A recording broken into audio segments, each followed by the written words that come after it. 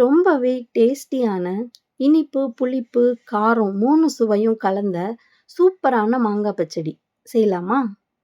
ஒரு medium size மாங்காய் எடுத்துக்கலாம். இனிப்பு மாங்காய், புளிப்பு மாங்காய், கிரேப் மாங்காய் எதுவா இருந்தாலும் சூப்பரா இருக்குங்க.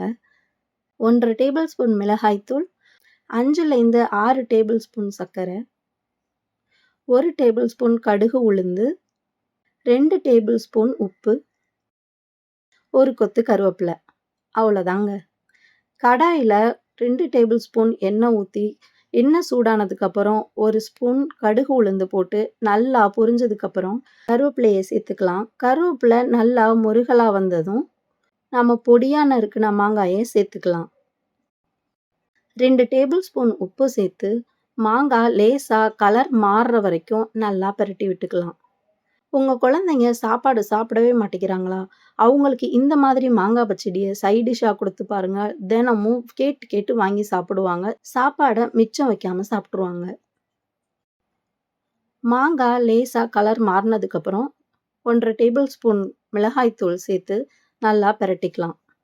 மிளகாய் தூளோட பச்சை வாடை போற அளவுக்கு நல்லா பெரட்டி எடுத்துக்கலாம்.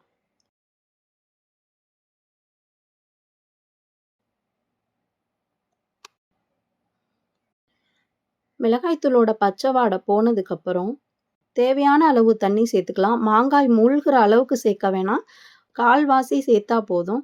சிம்ல வச்சு மூடி வச்சிரலாம். ஒரு 10 நிமிஷம் வெந்தா போதுங்க.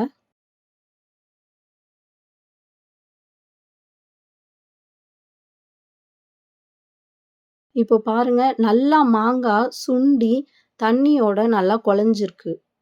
இந்த பதம் வந்ததுக்கப்புறம் ஒரு 5லேருந்து 6 ஸ்பூன் சர்க்கரை சேர்த்து நல்லா பெரட்டி விட்டுக்கலாம். சர்க்கரை நல்லா கரைஞ்சு மாங்காயோட நல்லா பெரண்டு வர அளவுக்கு மிக்ஸ் பண்ணிக்கலாம்.